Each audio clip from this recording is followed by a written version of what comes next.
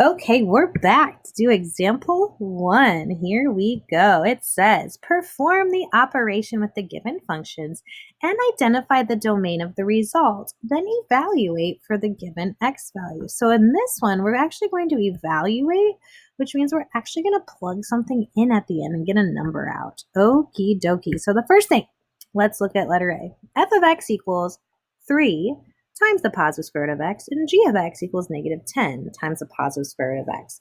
So the first thing I notice is that both of f and x and g of x have the positive square root of x in them. Remember this function? I'm going to call it f of x, even though we have one. Remember, this is a positive square root of x, and you can only take the square root of x values 0 or greater. So this is the domain of the parent function. And since we are taking the positive square root of x in both f and g and combining them, that domain is going to follow with it once we do any operations with it. So what it's asking us to do is to find f plus g of x. So when we find f plus g of x, what that means is we are just going to take f of x and add g of x. Okay, well, f of x is 3 times the square root of x, and g of x is negative 10 times the square root of x, which essentially, because I'm adding a negative, I'm just subtracting, and these are kind of like terms because they both have the square root of x. So 3 minus 10 gives us negative 7 times the positive square root of x. And let's put that domain on there where x has to be greater than or equal to 0 because you cannot take the square root of a negative number. And there you go. So we found f plus g of x. And then it says we're going to evaluate it for when x equals 4. So what that means is the notation looks like this, f plus g of 4. And all you really have to do is substitute 4 in 4x in our sum that we already found, f plus g of x. So because we know our 4 is taking the place of that, right? Okay, so we have negative 7 times the positive square root of x. So negative 7 times the positive square root of 4. So that's negative 7 times 2. And so your output is negative 14. All right, let's move on to B. We have f of x equals 3x cubed minus 2x squared plus 5x, and g of x is x cubed minus 3x squared plus 4x minus 2. We're going to find f minus g of x, and then we're going to evaluate that for the x value of negative 2. I want you to notice that we have two cubic functions here. We have 3x cubed as our leading term there, and x cubed as our leading term in g of x. Those are both cubic. Those are both polynomials, so each of them has a domain of all real numbers. So when we subtract, we can probably expect something similar to be the case. So f minus g of x means I'm going to take f of x and subtract g of x. When I do that, I am going to use parentheses. I'm going to have 3x cubed minus 2x squared plus 5 minus, in parentheses, x cubed minus 3x squared plus 4x minus 2. Remember, parentheses are essential because the whole polynomial that we're dividing, we need to distribute that negative to every single term.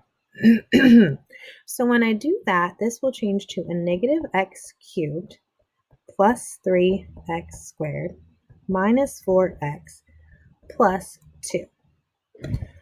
Okay, so now I'm going to combine like terms and write my final answer.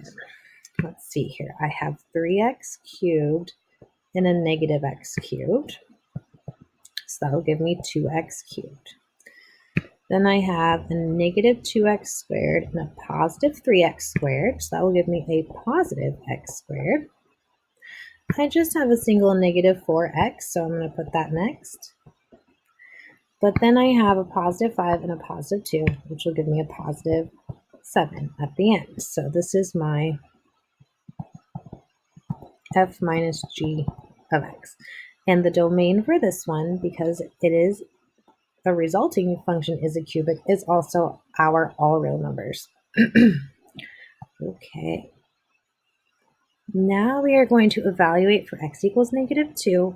So all we need to do is plug -2 in for x. So 2 times -2 quantity cubed plus -2 squared minus 4 times -2 plus 7. Okay, so let's start with our exponents. -2 cubed is going to be a -8. And 2 times -8 is -16. -2 squared is going to give you a +4. So we're going to go plus 4.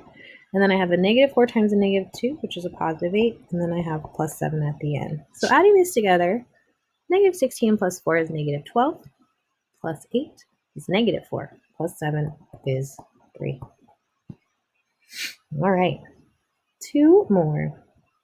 Letter C, let f of x equal x squared and g of x equal the positive square root of x. Find f times g of x and then evaluate for x equals 9. So this first function, f of x equals x squared, is obviously a quadratic, so its domain is all real numbers, doesn't matter what we put in here. But this function is the positive square root of x. Remember, that's when x has to be greater than or equal to 0. When we multiply them together, there's not much you can do, to be honest. So f times g of x, we just take f of x times g of x. So really all you can do is put x squared times square root of x. And that's it. And for the domain, because now we have that square root in there, its x value is greater than or equal to 0.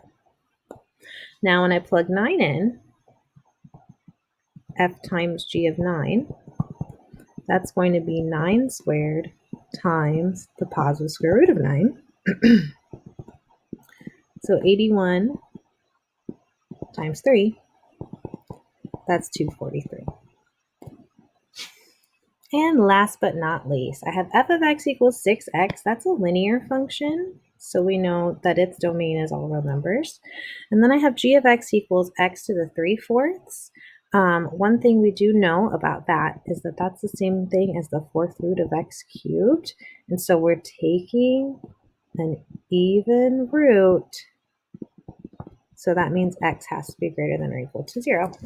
What we're going to do is we are going to do f divided by g of x. So this one is very simple.